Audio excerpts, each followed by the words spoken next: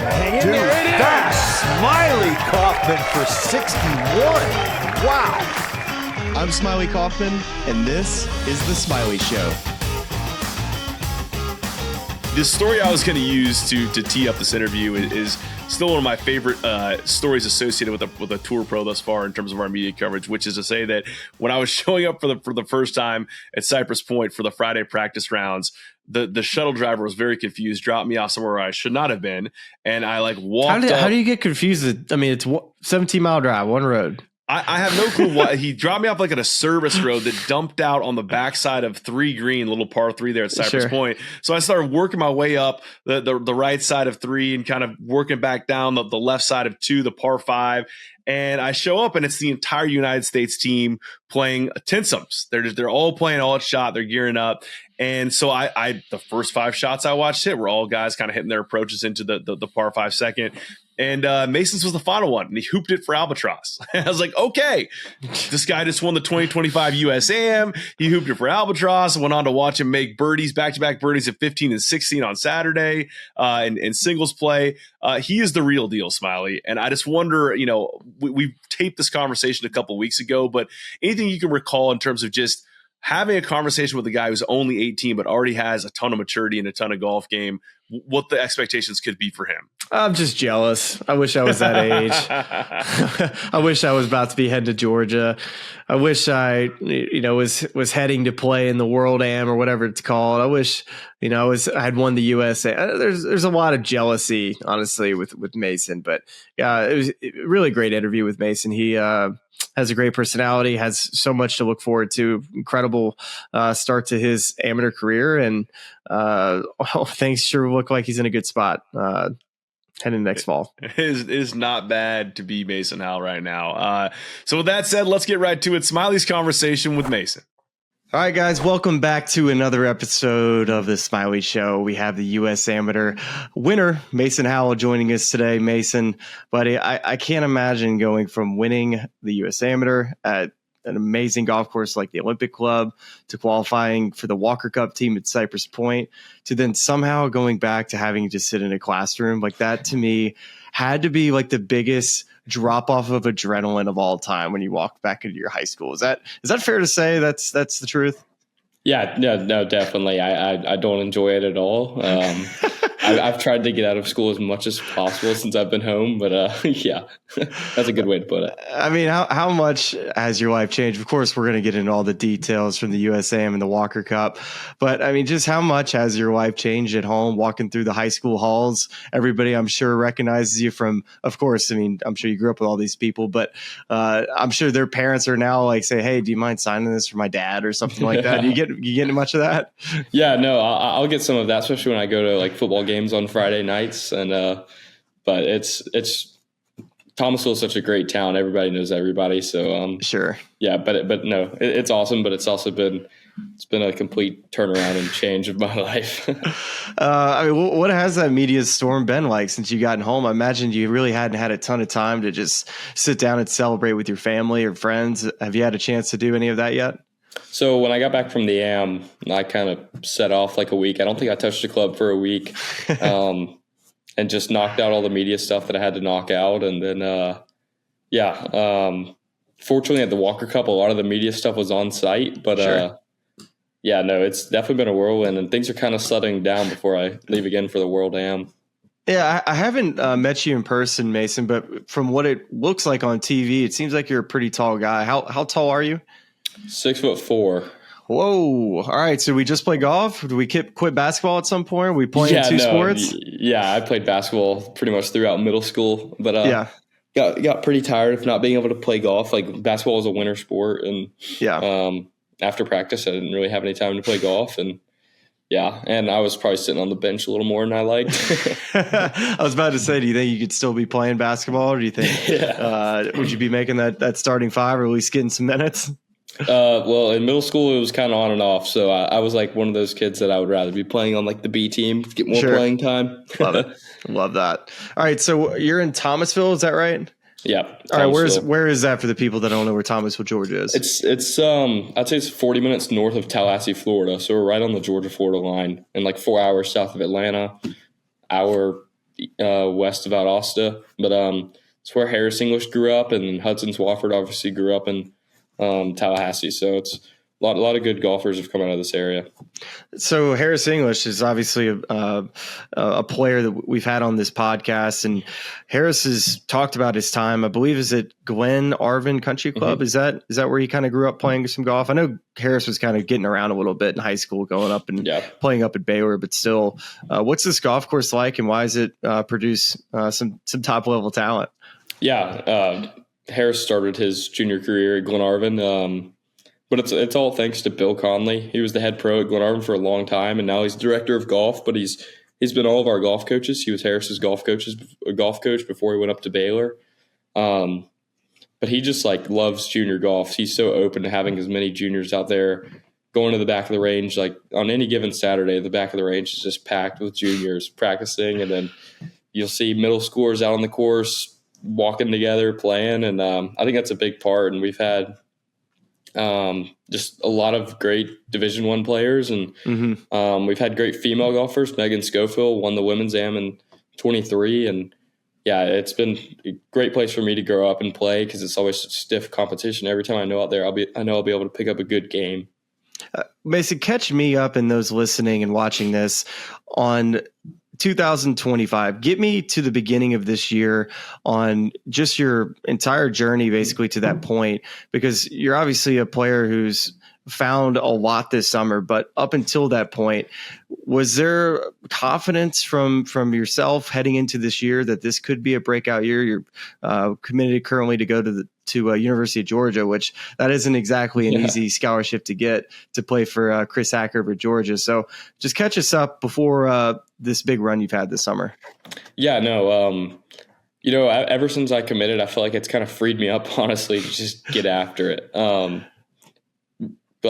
Playing college golf is obviously a lot of junior golfers' big goal, and getting a big D1 scholarship. So that was like a weight off my shoulders. And making the turn into the year, I was starting high school golf, playing some big junior tournaments, and was playing well, but didn't really have any finishes I know I could go home and celebrate. Then what kind of stood out was in April, I won my state championship, which we have a pretty stiff classification, and and then I didn't really have anything until that U.S. Open qualifier. I had the first stage of qualifying and played super well there, and then went into final stage. Had been playing really good at home, played well, and qualified. And so that was kind of the moment for me that kind of boosted my confidence, and things kind of started to take off from there.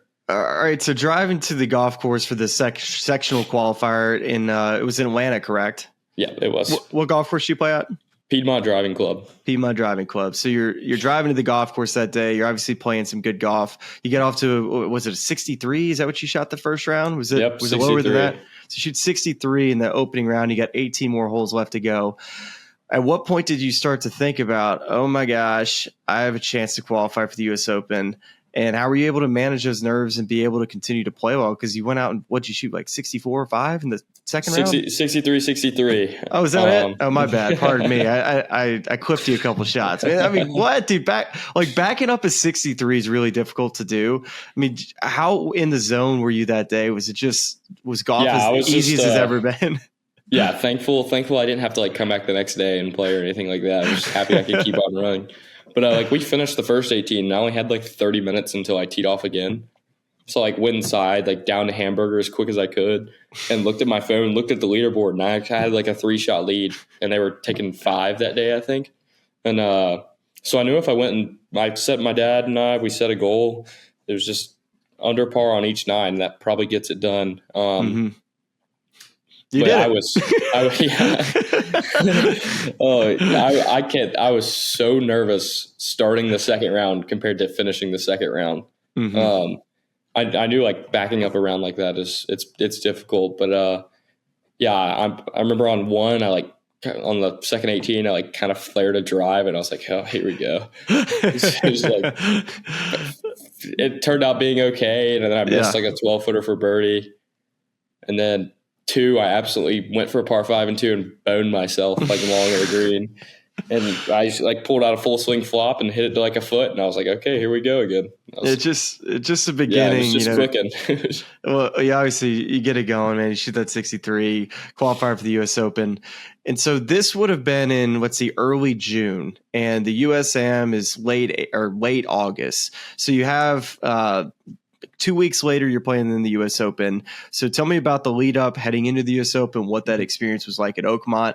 And correct me if I'm wrong, but you weren't qualified for the USAM via just qualifying for the U.S. Open. Did you still have to go and qualify for the USAM?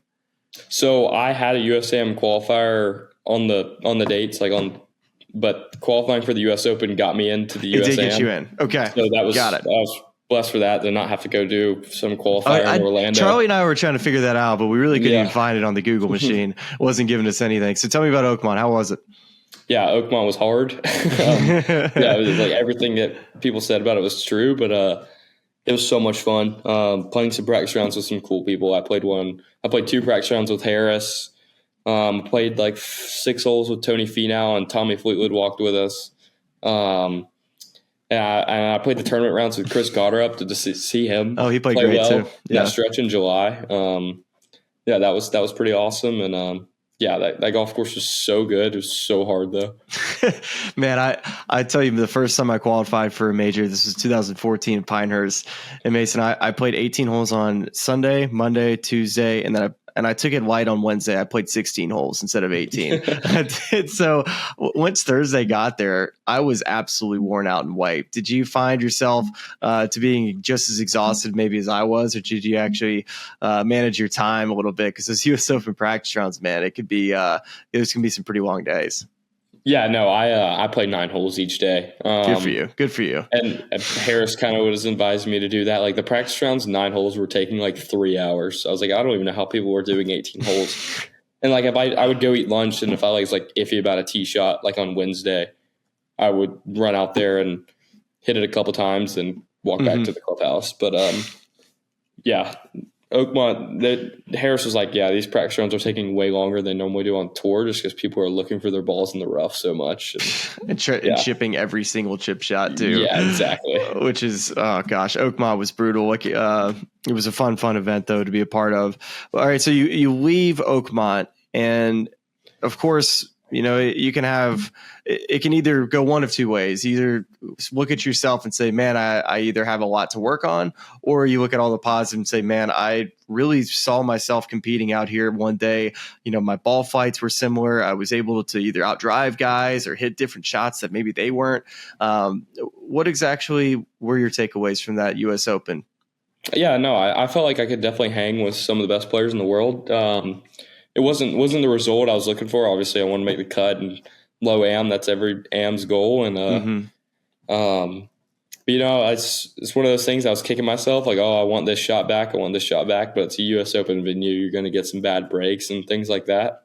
But yeah, like I was playing with Chris Goddard, and we were driving it about the same. And I know he's one of the longer ball hitters on tour. So that was pretty good for the confidence off the tee. And just watching those guys roll the rock and then how they manage their misses, it's pretty crazy. So taking the experience from the U.S. Open, let's now turn the page to the USAM.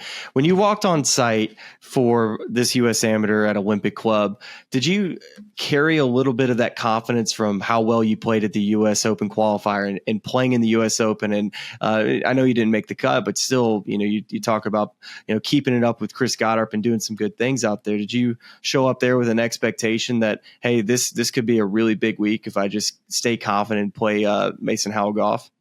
Yeah, no, I walked into Olympic Club. I was pretty confident. I come off a little bit of a disappointing U.S. Junior. I had one medalist. Missed that. Sorry, I skipped an event. No.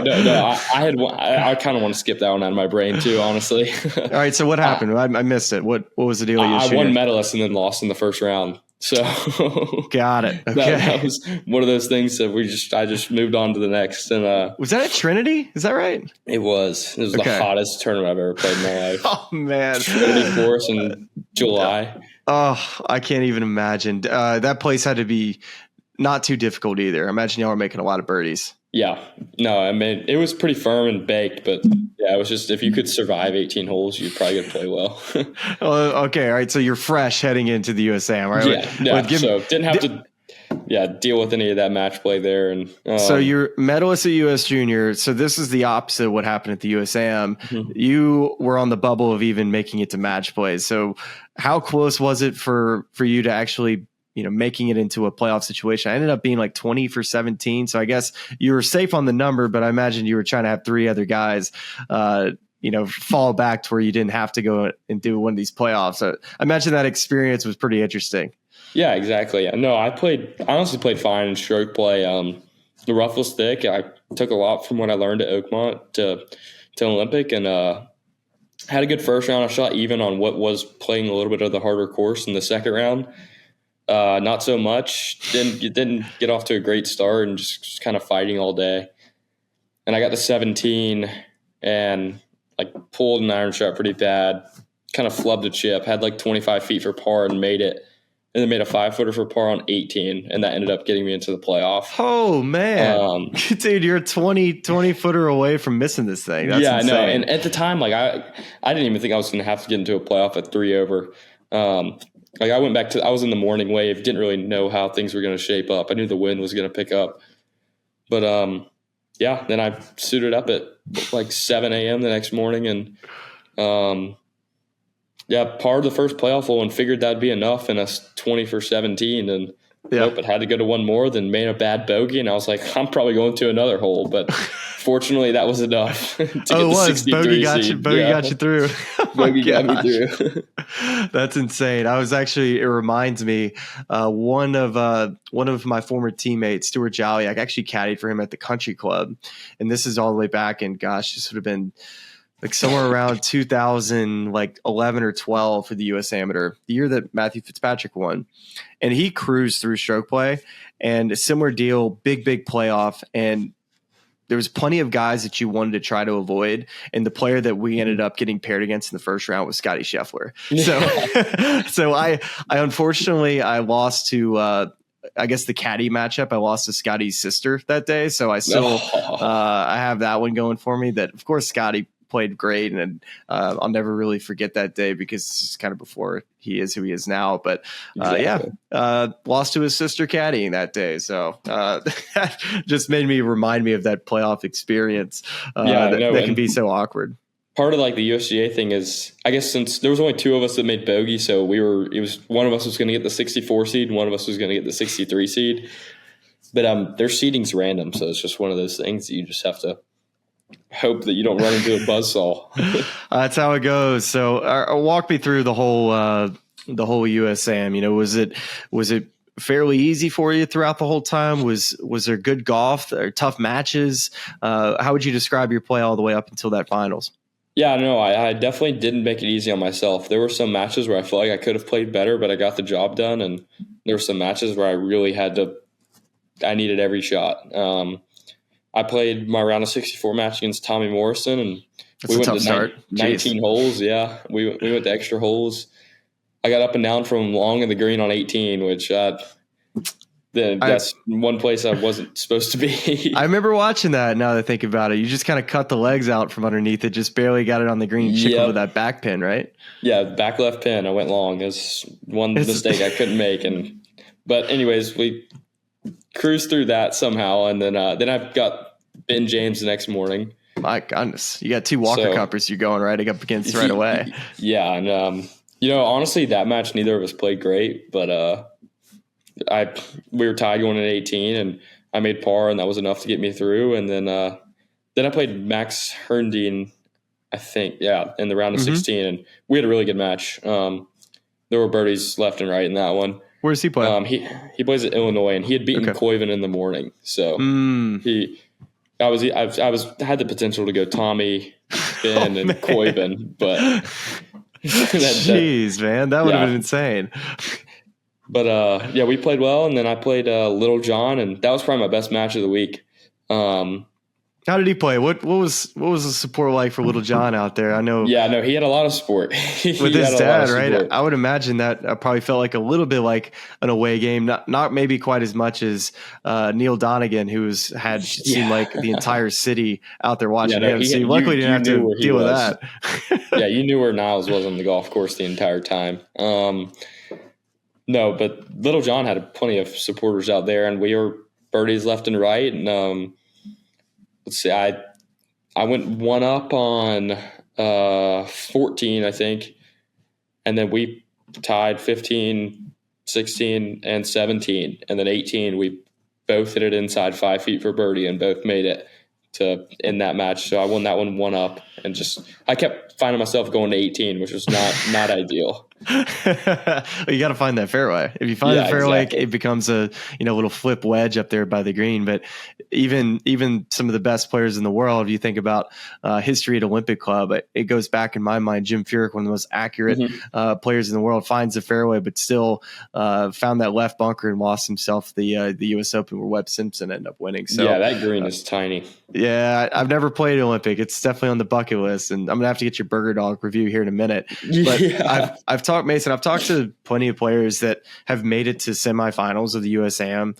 Justin Thomas being one of the players, and he said it's almost more nerve wracking in that semifinals match than it is in the finals match. He's got 36 holes the following day. It's almost a bit of more of a mental grind than it is a physical grind. That semifinal match, there's just so much on the line. You have a chance to play.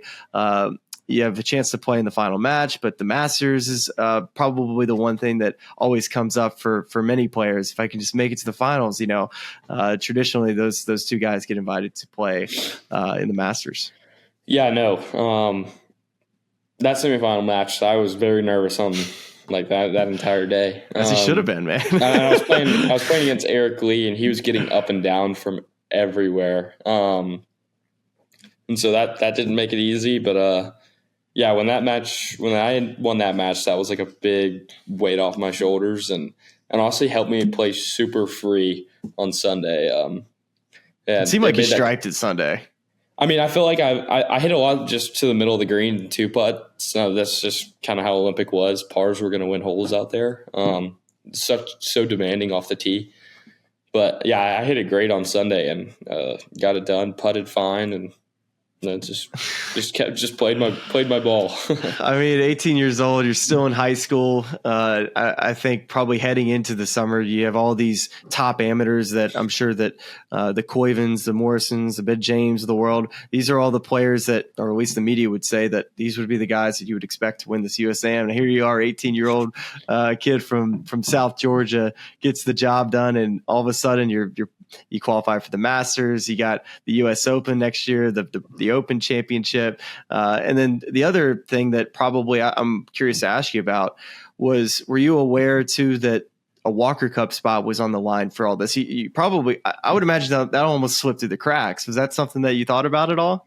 Yeah, so going into the year, absolutely not. I wasn't even close, like off ranking. But I didn't find out until about the quarterfinal match that the winner was going to make it on the Walker Cup team. Okay, okay, so you were aware. Really, yeah, that definitely gave me plenty of incentive on Sunday as well. Yeah, and being a part of that team that was definitely something I was glad, maybe even more glad I won the AM, because that was so much fun at Cypress.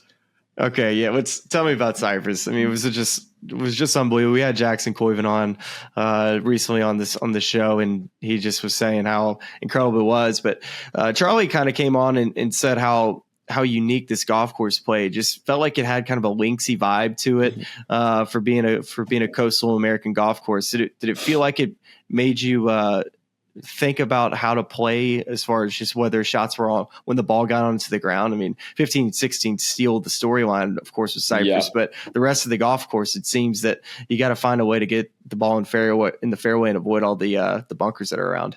Yeah, absolutely. No, at the beginning of the week when we first got there, it was super soft and not really what I was expecting. Like, it was 6,600 yards, super soft, super 6,600 is very short for you guys. That crank it. It was really short, and then as the week went on, it really firmed up. And I would describe the golf course as it split into sixes. It had 6 holes in the trees, 6 holes in the dunes, and 6 holes in the water. And that was what really made it special. So there was like was like 3 different golf courses in one. But yeah, that was by far my favorite golf course I've ever played. But you had to really think and be creative out there, because there were some shots that you found yourself hitting. It was like, I would never be hitting this back at home. Well, one of the highlights of the week, and this wasn't even during the play. Well, Charlie just gets out to the golf course for the first time, watching. I believe this was the day before you guys got going. This would have been Friday, the day before the matches started. He gets out there. He's like, guys, all caps, Mason Howell just hold out for 2. And so we got this video that I want you to walk us through. Charlie's going to get it pulled up right now and walk us through this 237-yard shot.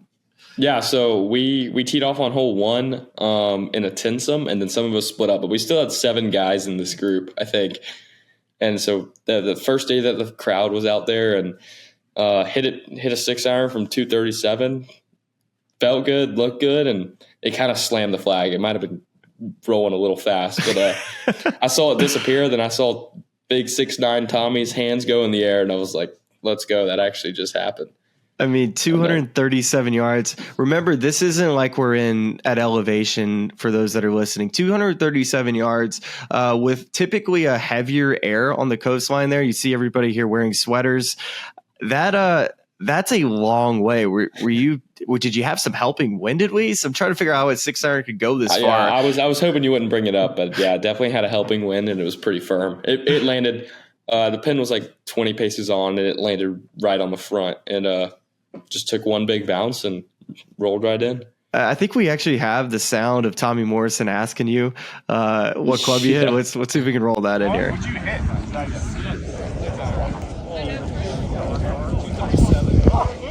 you hit? Yeah, Tommy's so funny. Yeah, that was incredible. I was glad I got to do it right in front of Cap too. Talk about Nathan Smith. Yeah. All right, what was it like having him as a captain, Nathan? Hilarious. He's so funny, and he did a really good job. Yeah, he really knew what he was doing. He's played in so many Walker Cups, and he had all the experience that we could rely on what he said in the team room. And yeah, he's just such a great guy, and he's hilarious. He really brought good vibes.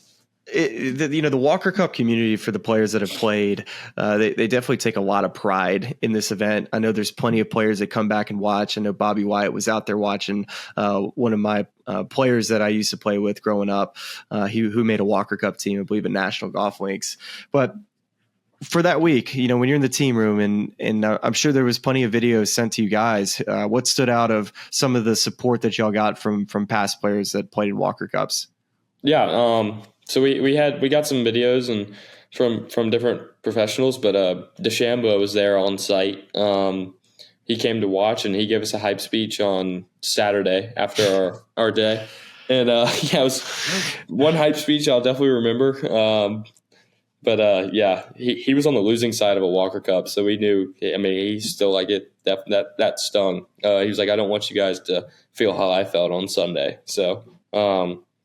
And then we went. We had a good Sunday morning. Crushed it, man. Y'all crushed played it well on Saturday afternoon. So, yeah, no, hearing his words, and especially for him being on the defeat side of it, because you hear plenty of stories of people winning, and because it's definitely a lopsided event with the Americans winning so many times. But, yeah, he put it in really good perspective for us. Okay, so I'm sitting here looking at your results, and you went 2-0-1, which is a great record for. I guess you set out the first morning. Is that right? I did. I set out Saturday morning. Okay, so you set out Saturday morning. Let's go to the Saturday. This would have been the Saturday singles in your match against Luke Poulter, I should say. Luke Poulter, Texas boy. Anytime that Charlie pointed the camera at you, good things happened. So here we are at the 15th hole. Charlie's got some more videos we're going to roll with. Yeah, no, this got it all started for me in the week. I like bringing the energy. Go!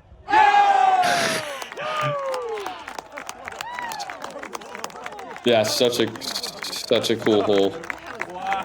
Is that not the best, man? Yeah, no, that yeah, Poulter and I were throwing haymakers at each other all day, but Yeah, that putt was awesome to can because that really got the momentum going for me and really put me in a good spot to win that match. And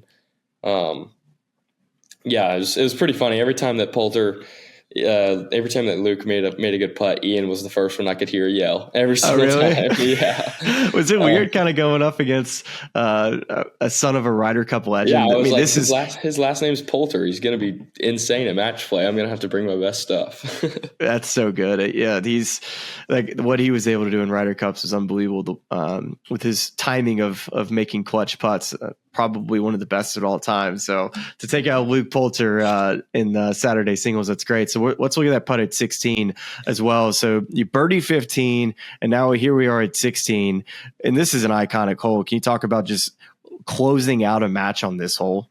Yeah, and I hit a good shot in there, and Poulter actually hit one inside of that. But yeah, I had Tommy, Michael Assasso, and Koiven sitting up there on the hill. Tommy and Koiven had already finished out his match, and Lasasso and Tommy were sitting out, and that hole's like kind of stretched away from the crowd. And I had to let them know that I made that putt, and to go 2-2 on those two holes and that event was special. And I was just happy to be out there because sitting Saturday morning and seeing us go down 3-1, I wanted to be out there so bad and put a point up on the board.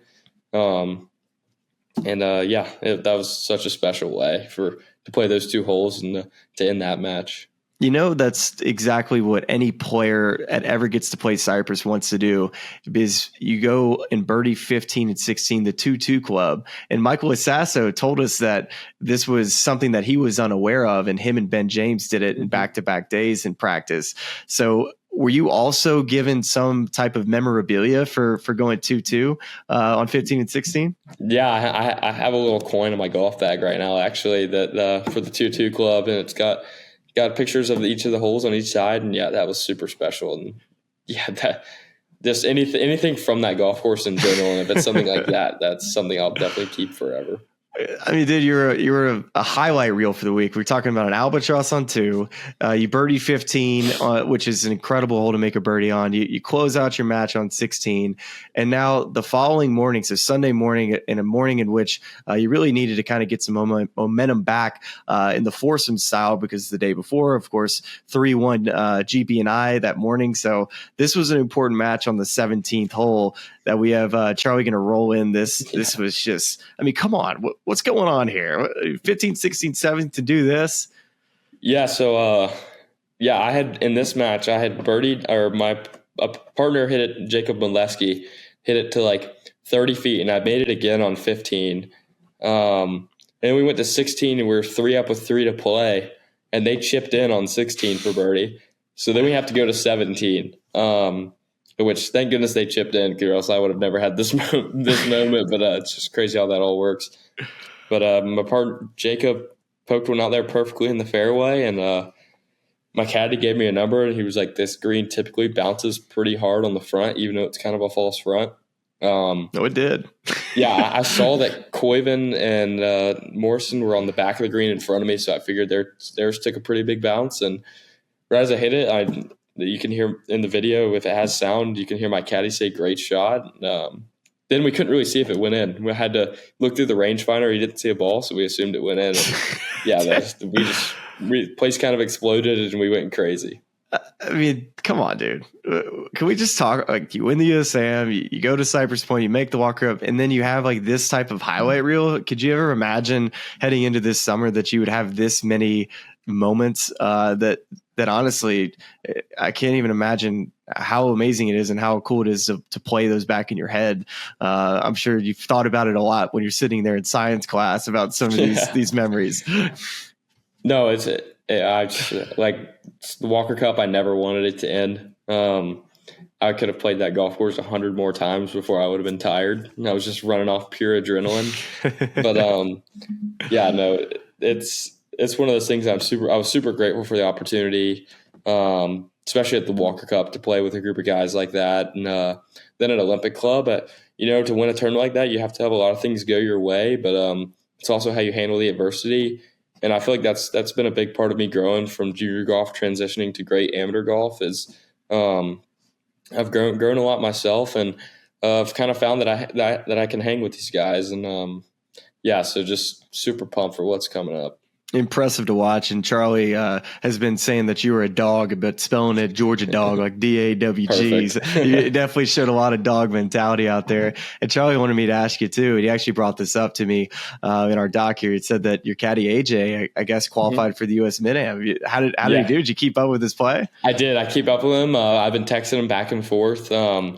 He was close to making match play. I think he missed it by a couple shots, but I also didn't help. I took a week off of his golf. I don't even know if he got to play all week because he was on the bag for me. So that one might have been on me, AJ. But he's a great player himself. So that's so good. I've been keeping in touch with him. He's awesome. Talk about just the dynamic of all the teammates that you had on this team. Was Sasso the comedian of the entire team? It seems like he kept the energy pretty fun and light the entire week. Yeah, he's very high energy.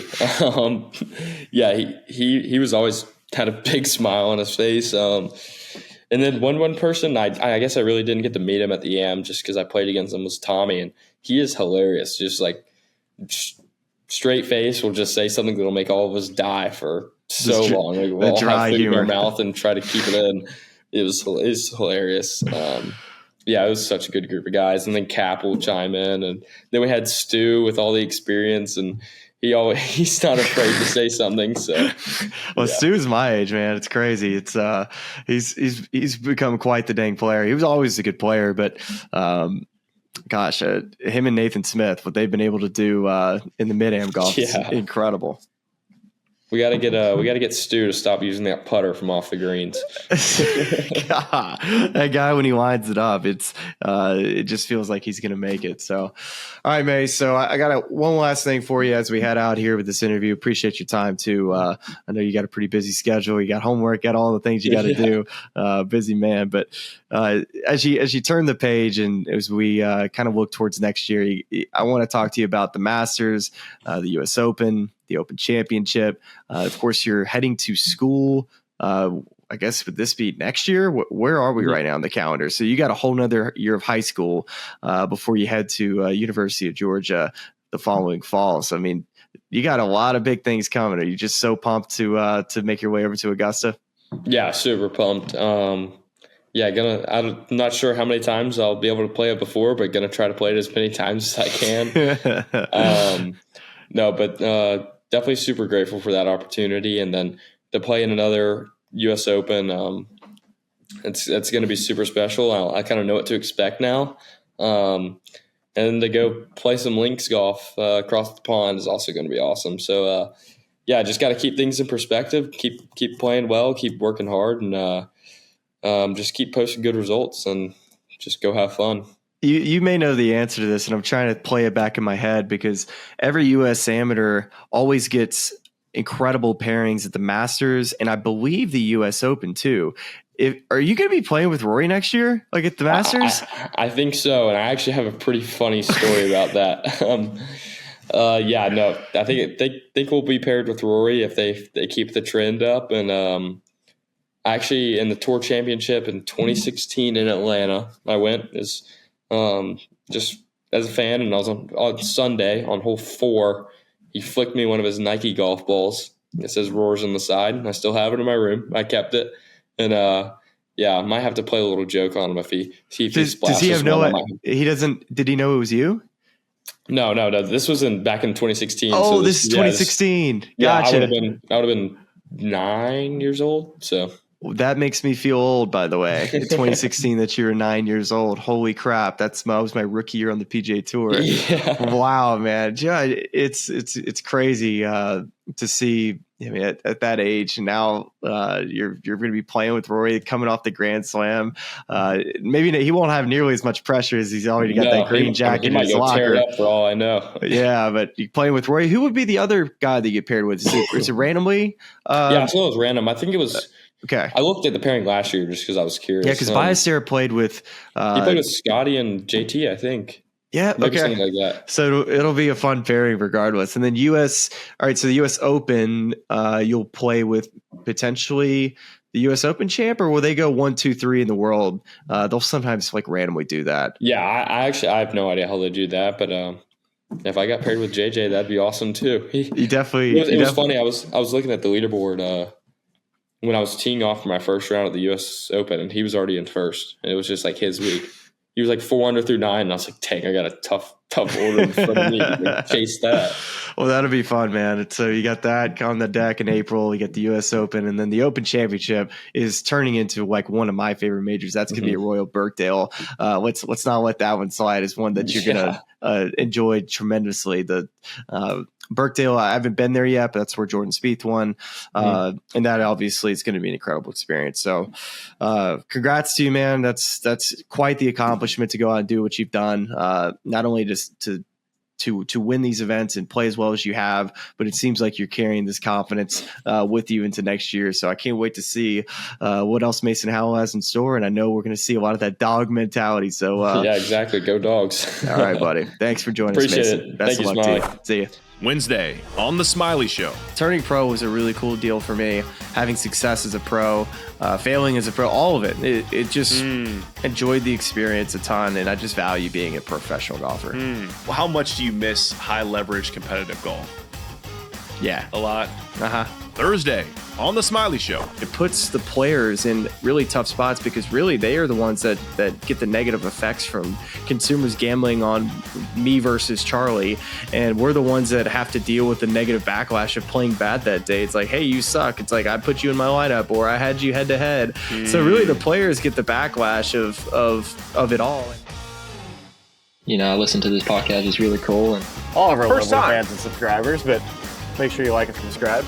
It's cool to see what you guys are doing. I know golf fans appreciate it, but we do too, so please keep it up. For all the good people of YouTube, like and subscribe. You guys have some good takes, so I'm happy to come on and shoot the